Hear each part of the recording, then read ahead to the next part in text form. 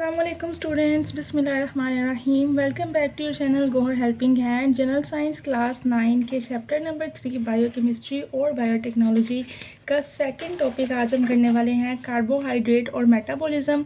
उससे पहले आपको डाइजेशन और एसिमिलेशन भी करवा दिया गया है और उससे पहले आपको मेटाबॉलिज्म भी कवर करवा दिया गया है। तो पढ़ते हैं जी, कार्बोहाइड्रेट मेटाबॉलिज्म क्या है। कार्बोहाइड्रेट्स हासिल करने के लिए गंदम, चावल, मकई, ज्वार या बाजरा या इनसे बनी हुई अशिया इस्तेमाल की जाती हैं। कार्बोहाइड्रेट क्या है जी? खाने का एक सोर्स है। जैसे कि अगर हम गंदम खा रहे हैं, आटा खा रहे हैं, या चावल खा रहे हैं, मकई, ज्वार या बाजरा, इनमें से कोई भी चीज़ हम खा रहे हैं वो अंदर जाके कार्बोहाइड्रेट्स बन रहे हैं। ठीक है, रोटी, चावल कार्बोहाइड्रेट्स होते हैं, कार्ब्स होते हैं, सबसे ज़्यादा एनर्जी वाली ग़िज़ा होते हैं। कार्बोहाइड्रेट के हाजमे का हतमी हासिल, जब हम कार्बोहाइड्रेट खा ली, हमने चावल खा ली, हमने रोटी खा ली, वो हज़म हो गया, तो उसका हमें मिलेगा क्या, हासिल क्या होगा, प्रोडक्ट क्या बनेगा, शुगर्स बनेंगी डिफरेंट किस्म की। किस तरह की शुगर? 3 किस्म की शुगर्स बन सकती हैं जी, ग्लूकोज, फ्रुक्टोज और ग्लैक्टोज। ठीक है, ये वो 3 शुगर हैं जो कार्बोहाइड्रेट खाने के बाद बनती हैं। शुगर की 3 एग्जाम होती हैं। ग्लूकोज भी शुगर को ही कहते हैं, फ्रुक्टोज फ्रूट वाली शुगर को कहते हैं, और ग्लैक्टोज बहुत तेज़ मीठे वाली शुगर को कहते हैं। कार्बोहाइड्रेट सेल वॉल बनाने में अहम किरदार अदा करते हैं। सेल वॉल क्या? एक होता है जी सेल, आपको पता है ना, हमारा जिस्म पूरा छोटे छोटे ज़रात से मिलकर बना है, जिन्हें कहते हैं हम सेल। सेल के गिर्द एक दीवार होती है जिसे कहते हैं सेल वॉल। जितनी सेल के गिर्द दीवारें होंगी, सेल उतना मजबूत होगा, कोई बीमारी हमें नहीं लगेगी। अगर सेल वॉल टूटती जाएगी, हमारा जो है निज़ाम कमज़ोर होता जाएगा, हम बीमार होते जाएंगे। तो कार्बोहाइड्रेट सेल वॉल बनाने में अहम किरदार अदा करते हैं, खून के खुलिये बनाने में अहम किरदार अदा करते हैं। और रेस्पिरेशन के अमल के दौरान, रेस्पिरेशन का अमल क्या होता है? सांस लेने का अमल। उसके दौरान ऑक्सीडाइज होकर यानी ऑक्सीजन के साथ मिलकर रिएक्शन करते हैं और हमें एनर्जी देते हैं। पिछले टॉपिक में, मेटाबॉलिज्म के टॉपिक में आपको पढ़ाया था कि ऑक्सीडाइज होना क्या है। किसी भी चीज़ का जो हम खाते हैं वो हमें कैसे एनर्जी देती है? वो ऑक्सीजन यानी कि हमारी सांस के साथ रिएक्शन करती है और बदले में एनर्जी को पैदा करती है। ये नहीं होता हमने चावल खाए हैं तो हमें एकदम ही एनर्जी मिल गई है। कैसे मिलेगी? हमारे जिस्म के अंदर अल्लाह ने निज़ाम बनाया है कि वो ऑक्सीजन के साथ रिएक्शन करवाते हैं और एनर्जी को प्रोड्यूस करवाते हैं, तो ऑक्सीडाइज करवाते हैं। ऑक्सीडाइज होकर एनर्जी का ज़रिया बनते हैं कौन? कार्बोहाइड्रेट। कौन से अमल के दौरान? सांस लेने के अमल के दौरान, यानी कि रेस्पिरेशन के अमल के दौरान। यहाँ तक आपको ये बताया है कि कार्बोहाइड्रेट्स होते क्या हैं। जैसे कि आपको पता है ना, हम अगर चिकनाई वाली चीज़ें खा रहे हैं, गोश्त खा रहे हैं, हमें उनसे फैट्स मिलेगा। हम अगर दूध दही खा रहे हैं, हमें उनसे प्रोटीन्स मिलेंगी। इसी तरह जब हम चावल, गंदम, आटा, ये सारी चीज़ें खा रहे हैं तो हमें कार्बोहाइड्रेट्स मिलेंगे। खुराक की सबसे आला फॉर्म है, सबसे आला शक्ल, सबसे ज़रूरी चीज़ कार्बोहाइड्रेट है। देखिए, आपको दूध नहीं मिल रहा, प्रोटीन नहीं मिल रही, बंदा गुजारा कर लेगा, रह लेगा। उसको फैट्स नहीं मिल रहे, चिकनाइयाँ नहीं मिल रही, तब भी वो रह लेगा। लेकिन अगर उसको रोटी चावल ही नहीं मिल रहे तो उसका ज़िंदा रहना, उसकी सेहत बहुत रिस्क पे है। तो कार्बोहाइड्रेट आपको पता चल गया क्या होते हैं। गंदम, चावल, मकई, ज्वार, इनसे बनी हुई अशिया से जो मिलते हैं वो कार्बोहाइड्रेट होते हैं। इनको हजम करने के बाद क्या बनती है? शुगर। कितने टाइप की शुगर? 3 टाइप की शुगर, ग्लूकोज, फ्रुक्टोज और ग्लैक्टोज। और इनका किरदार क्या जी? ये सेल वॉल बनाते हैं, सेल के गिर्द दीवारें बनाते हैं और बीमार होने से बचाते हैं इंसानों को। और क्या करते हैं? एनर्जी देते हैं। एनर्जी कैसे देते हैं?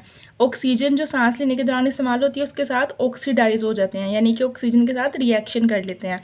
यहाँ तक आपके 3 शॉर्ट क्वेश्चन इस टॉपिक के अंदर आगे थे। पहला शॉर्ट क्वेश्चन था कि कार्बोहाइड्रेट्स किन अशिया से हासिल होते हैं, तो यहाँ से यहाँ तक आपने जवाब लगा लेना है। पहला जवाब है कि कार्बोहाइड्रेट चावल, मकई, ज्वार, बाजरा और गंदम, इन चीज़ों से या इनसे बनी हुई चीज़ों से मिलते हैं। दूसरा जवाब है आपका कार्बोहाइड्रेट का हासिल क्या है। यहाँ से लेके यहाँ तक आपने लगाना है कि कार्बोहाइड्रेट का हासिल शुगर्स है। कौन सी शुगर? ग्लूकोज, फ्रैक्टोज और ग्लैक्टोज। फिर तीसरा और बहुत इंपॉर्टेंट क्वेश्चन, कितनी दफ़ा ये टिप्स में आया हुआ है, 2025 के पेपर में भी आया था, लाहौर के भी, गुजरांवाले की भी, कि कार्बोहाइड्रेट्स के अफ़ाल बयान करें। इसलिए मैंने ऊपर क्वेश्चन लिख दिया पहले से ही कि कार्बोहाइड्रेट्स के अफ़ाल बताएं। तो उसका जवाब यहाँ से आपने करना है, कार्बोहाइड्रेट के अफ़ाल यहाँ सेल वॉल बनाने में मदद करते हैं और ऑक्सीडाइज होकर, कौन से अमल के दौरान? सांस लेने के अमल के दौरान ऑक्सीडाइज होकर एनर्जी देते हैं।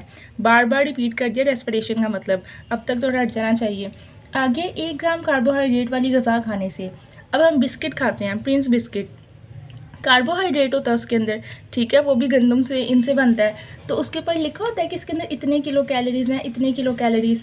तो यही वो बता रहे हैं कि अगर हम 1 ग्राम कार्बोहाइड्रेट खाएंगे तो हमें 3.8 किलो कैलोरीज एनर्जी मिलती है। यही प्रोटीन्स खा लो कम एनर्जी, सबसे ज़्यादा एनर्जी जो है ना वो कार्बोहाइड्रेट देते हैं। सिर्फ 1 ग्राम खाया है और 3.5 किलो कैलोरीज एनर्जी की मिल गई हैं। ये आपका इंपॉर्टेंट MCQs है, मैंने ऊपर लिख दिया है, ठीक है। ये बहुत इंपॉर्टेंट MCQs है, इसको याद करना है आपने।